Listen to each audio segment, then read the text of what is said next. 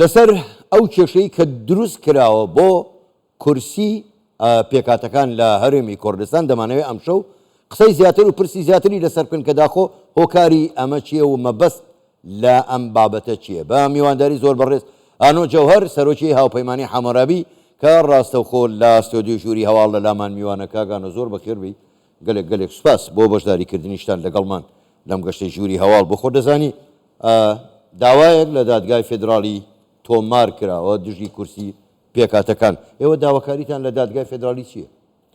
زۆر سپاس جەنابی حاکم. بەڕاستی ئەم داوایە لەلایەن کەسانێکن کە سەر بە حزبێکی سیاسی پێشکەش کراوە بە دادگای فێدرالی و ئێمە لە کوردستانەوە لە ڕێشاندێک لەگەڵ بەڕێزان لە برا تورکمانەکانمان و هەروەها کریستیانەکان، کلدانیەکان و سریانیەکان و ئاشوریەکان و هەروەها ئەرمەن وەفدێک سەردانی بە بارەگای محکمەی ئیتیحادیمان کرد و لەوێ داوامان کرد کە ئێمە ئەوان بە شێوەیەکی یەکسان تەماشای ئەم بابەتە بکەن و گشت بابەتەکان بە وردی بۆوانمان شی کردەوە. ئەوەی کە لە کوردستان هەیە ڕەنجی و ماندیبوونی دەیان ساڵە لە خەباتەوە و خینی 182,000 شەهیدە. ئەمە کە لە کوردستاندا هەیە لە دوای ڕاپەڕینە مەزنەکەی خەڵکی کوردستان لە ساڵی 1991 و دواتر ساڵی 1992 لە یاسای ژمارەیەکی پەرلەمان هەڵبژاردن ببوورە و دواتر چەسپاندنی کۆتا و دواتر زیادکردنی کۆتا هەروەها بۆ برا تورکمانەکانمان و هەروەها بۆ برا ئەرمەنەکانمان. ئەمە بوویتە عورفێک لە کوردستان کە 5 کورسی کۆتا لە بۆ برا تورکمانەکان و 6 کورسی کۆتا بۆ کریستیانەکان، 5 بۆ کلدان و سریان و ئاشوریەکان و هەروەها کورسەیەک بۆ ئەرمەنەکان. ئەم بابەتە لەسەر ئاستی یەک باز نەدەکرێت. بۆ لەسەر ئاستی یەک باز نەدەکرێت؟ هیچ لەسەر ئاستی ئەو یەک باز نییە؟ بەڵێ ئەوەندانێ بیکەنە بازنە. هۆکارەکەی چییە؟ هۆکارەکەی هەتاکو بتوانن بە شێوەیەک لە شێوەکان کورسیەکانی کۆتا ببەن و بیکەن بە دەستکەوتی حزبی. حاکم ئێوەی کورد باشە لە سەرتاسەری کوردستان لە خانقینەوە هەتا زاخۆ بە یەکسانی دابەش بووینە. ئێمەی کلدان و سریان و ئاشوری و ئەرمەن و تورکمان بە یەکسانی دابەش نەبووینەوە. تورکمانەکان لە هەرێمی کوردستان 99% سوقلیان لە هەولێرە. باش لەبەر ئەوەش 20 قوتابخانەی فێربوونی زمانی تورکمانی لە هەولێر هەیە. لە هیچ شوێنێکی دیکەی کوردستان قوتابخانەی فێربوونی زمانی تورکمانی حکومەت حکومی نییە. باشە لە بەنسبەت کریستیانەکان، کلدان و سریان و ئاشوری و ئەرمەن قوتابخانەکانی فێربوونی زمانی سریانی و ئەرمەنی 58 قوتابخانن، 58 یان 6 قوتابخانن. باشە ئەو قوتابخانانە تەنها لە هەولێر و دوهۆک هەیە، لە هیچ شوێنێکی دیکەدا نییە. ئێمە نارێن مەسیحی نییە لە سلێمانی، بەڵێ هەیە ژمارەیەکی زۆر بچووکن ڕێزیان لێ دەگرین. برای ئێمەن، خوشکی ئێمەن دەتوانن خۆیان کاندیدکەن. ئەوەی کە دەنجی بینی مەقعدی وەردەگری، بەڵام دروست نییە بە هیچ شێوەیەک بەم شێوەیە قۆرغ بکرێتەوە لەبەر مەرامێکی. باشە کاک ئانۆ با هەموو ئەگەرەکان لەبەر چاو بگرین. ئەگەر هاتوو دادگای فێدرالی، ئێمە هەمومان نەزانین بڕیارەکانی دادگای فێدرالی چۆنە و بۆ چه مەبەستێک داچێت، هەمووی دیارە. ئەگەر هاتوو دادگای فێدرالی بڕیارەکانی لە دژی ئێوە وەکو دەستکاریکردنی یاساکە دەرکرد، ئێوە هەڵوێستان چی بێت؟ دەتانەوێت چ ڕێگایە بگرنە بەر؟ ئێمە گشت ڕێگای دیموکراسی کە لە پێشمانە لە خۆپێشاندان، لە ئاعتیسام، لە گەیاندنی دەنگمان بە نەتەوەیە گرتووەکان، بە وڵاتانی ئازاد، گشت ڕێگای دیموکراسی دوور لە تند و تیژی ئێمە دەگرینە بەر و باوەڕ بکە جەنابی حاکم. بڵێ ئەم بڕیارانەی کە وەردەگیرێن بە شێوەیەکی دوور لە ڕوحی دیموکراسی کە لە بەغداوە بۆ ئێمە دێ، ڕۆژێک لە ڕۆژان دەگەینە خاڵێک نەک بەس تەنها ئێمە وەک پێکاتەکان، گشت خەڵکی کوردستان. ئێمە کە ڕاپەڕینمان کرد بە بڕیاری دادگایەک ڕاپەڕینمان نەکرد. ئێمە کە خوێنی بە هەزارها شەهیدماندا بە بڕیاری دادگایەک خوێنمان نەدا.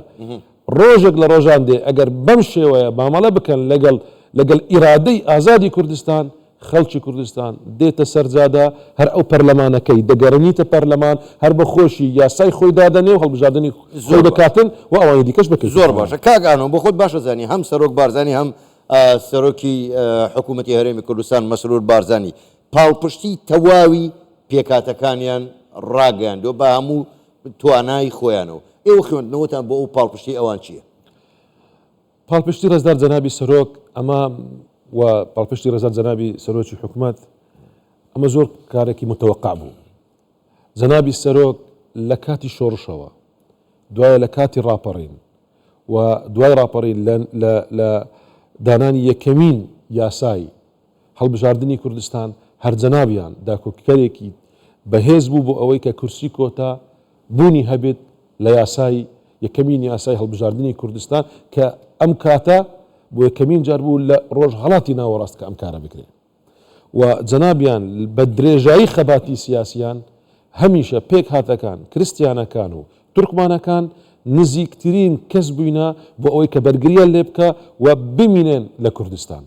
لە ئاخیر سەردانمان و کە گەیشتین بە خزمەت جەنابی سەرۆک وەکو هاوپەیمانی حاموڕابی باسی ئەو معاناتەی کریستیانەکانمان بۆ کرد و باسی بابەتی ئەم غەدرەی کە لە هەڵبژاردن لە ئێمە دەکرێت جەنابیان یەکەمیشت کە باسی کرد گوتی واز لە هەڵبژاردن بینن لەکنمان گرنگ نییە کورسیەک یان دوو یان سێ بۆ ئەمە گرنگە لەگەلای ئێمە ئەنگۆ بمینێن لێرە بژین و بە کەرامەتی خۆتان بژین لەبەر ئەوە یان پێکەوە بە کەرامەتەوە دەژین یان پێکەوە هەمومان دەمرین.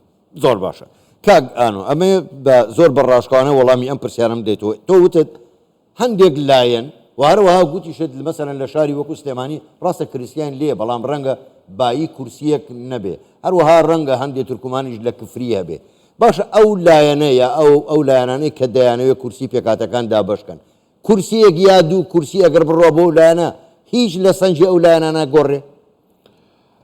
یاسای هەڵبژاردن کراس نییە جەنابی حاکم ئەگەر حزبێک قەڵەو بی عەزەڵاتی گەورە بی بۆ خۆی بەرین کاتەوە ئەگەر هەمان حزبەکە یان حزبێکی دیکە زەعیف بی هەندێک عەزەڵاتی بچووک بی قەمیسەکە بۆ دەسک کاتەوە.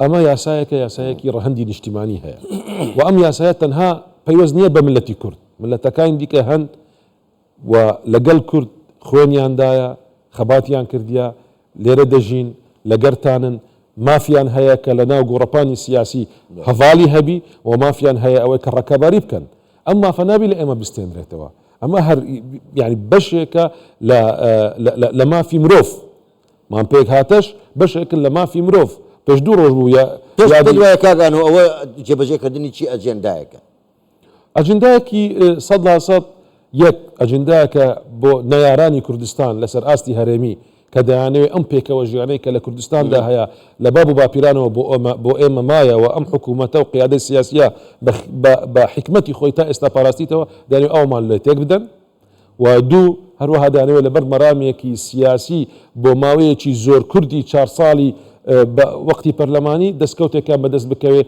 بەڵام ئەمە ڕنگدانەوێکی تا هەتایی دەبینێ لە ناو پێک هاتەکانن کە میلەتن قەومن و نەتەوەنە